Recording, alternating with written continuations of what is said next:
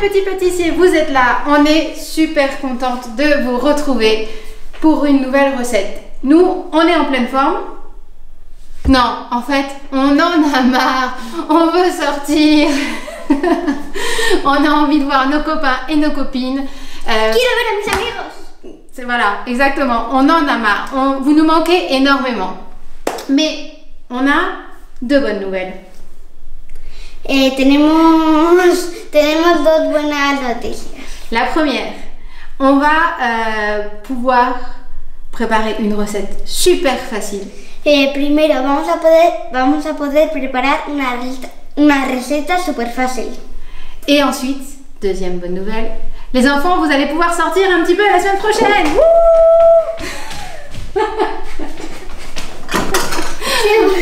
La segunda buena noticia es que los niños vamos a poder salir la semana que viene. Oui. Aujourd'hui, Ina, on va préparer un gâteau magique. ¿Magique? En espagnol? Vamos a preparar una tarta mágica. Alors, pourquoi un gâteau magique, Ina? Oui, j'ai en train de casser ma cuisine. Pourquoi un gâteau magique? En fait, c'est un gâteau qui, avec une seule préparation, aura 3 couches différentes. Vamos a preparar una tarta mágica. ¿Qué significa? Pues que es una tarta que solamente con una preparación, una masa, solamente con una preparación tiene... Va a tener 3 texturas. Sí, 3 texturas. Una textura de flan, une texture de flan, una textura de crema, une texture de crème, et après une couche de gâteau, de génoise. Y después una textura de bizcocho. De bizcocho, voilà. Eh bien, c'est parti pour la recette. Bueno, pues vamos a preparar la receta. On commence par les ingrédients, comme toujours. Donc, on aura besoin pour cette recette de 120 g de farine. Ensuite, nous aurons besoin de 150 g de sucre. On aura besoin d'un demi-litre de lait, ou donc 50 centilitres. On aura besoin de 125 g de beurre fondu et de 4 œufs. Ah oui, et un petit peu de vanille, forcément, puisque ce sera un gâteau magique à la vanille. Pour la version chocolat, il faudra se rendre la semaine prochaine sur le blog. Para los ingredientes, como siempre, lo tenéis aquí. On va commencer par séparer les blancs des jaunes. On avait vu la technique la fois précédente dans notre recette des petits nids de Pâques.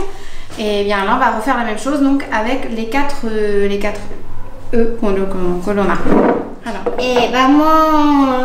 Vamos a hacer como lo que habíamos hecho para los nidos de Pascua y vamos a separar las claras de la yema. Vas-y, je commence. Alors, on y va. Donc, on prend notre œuf vertical. On fait comme si c'était une petite boîte que l'on ouvre par le dessus. Hacemos como si fuera una cajita. Et on vient séparer. Voilà, hop. Et je mets le jaune d'un côté, les blancs de l'autre, parce que les blancs, on va les monter en neige par la suite. Tu fais? Oui. Vamos a poner las claras de un lado. Des petites boîtes. Las claras de un lado y la yema de otro lado. Voilà. Vas-y, et on passe à côté. Ah bah, tu tiens bien, c'est bon, c'est bon. Voilà, encore une fois, on laisse couler le blanc. Et voilà. Okay. On a donc séparé nos blancs des jaunes. Les blancs, je vais les garder d'un côté pour les monter en neige par la suite. Vamos a reservar las claras para batirlas a punto de nieve y montarlas a punto de nieve y vamos a coger las yemas. Voilà, et maintenant on va mélanger le jaune avec le sucre. Vamos a batir el azúcar con las yemas. Alors c'est un gâteau, le gâteau magique, qu'il faut préparer si vous voulez l'avoir pour le goûter. il faudra le préparer le matin parce que la cuisson est assez longue et après il faut le laisser refroidir au frigo comme une mousse.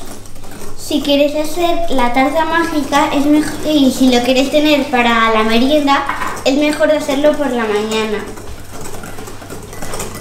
Porque tiene un tiempo de cocción al horno bastante largo y luego tiene que largar un tiempo largo y luego se tiene que quedar a la nevera por lo menos como 3 horas. Alors vas-y, tu mélanges bien. Je vais venir ajouter un petit peu de vanille. Porque después las vamos a poner en la nevera y también en el horno, entonces va a durar un poco de tiempo. 3 horas en la nevera y 1 hora en el horno. On va maintenant ajouter le beurre qui a été avant fondu. Donc le beurre là est tiède, il n'est pas chaud. Et on va l'ajouter donc à notre préparation de jaune d'œuf et de sucre. Vamos a poner la mantequilla con las yemas y la mantequilla tiene que estar templada. Non, doucement, tu vas trop vite là.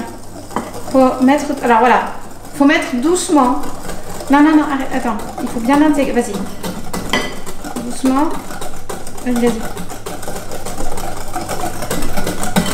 Pour que le beurre s'intègre bien. Voilà. Hay que poner la mantequilla poco a poco.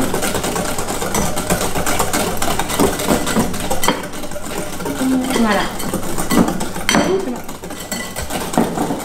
Alors maintenant, on va pouvoir ajouter la farine dans notre préparation.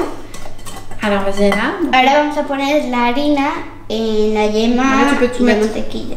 Tu peux tout mettre d'un coup. Voilà. Et on va venir mélanger. Lo podéis poner todo de un golpe. À toi. O eso creo que se dice.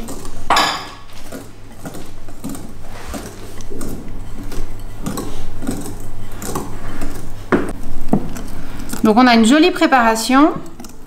Ça commence à s'épaissir. Elle va devenir plus liquide puisque maintenant on va venir ajouter progressivement le lait. Vamos a poner poco a poco la leche. Voilà. Donc ça va... Oui. On en met un petit peu à côté. C'est normal. Vas-y, tu mélanges bien. Ah, tu veux que je mélange un peu? Voilà.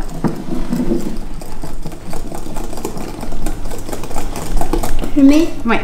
Tu peux mettre un petit peu. Voilà.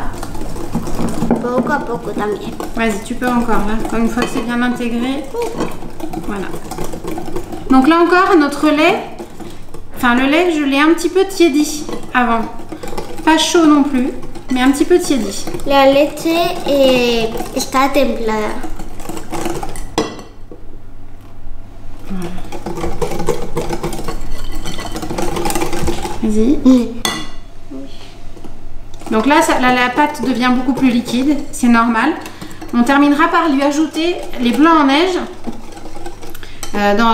qu'on va battre tout à l'heure. Vas-y. Vamos a terminar por poner las claras que vamos a batir a punto de nieve. A montar a punto de nieve. Ina, vas-y le lait. Allez, on finit tout. Voilà. Donc là, ça fait presque un petit peu comme une pâte à crêpes. La texture. Es casi como una masa de crêpes. Voilà.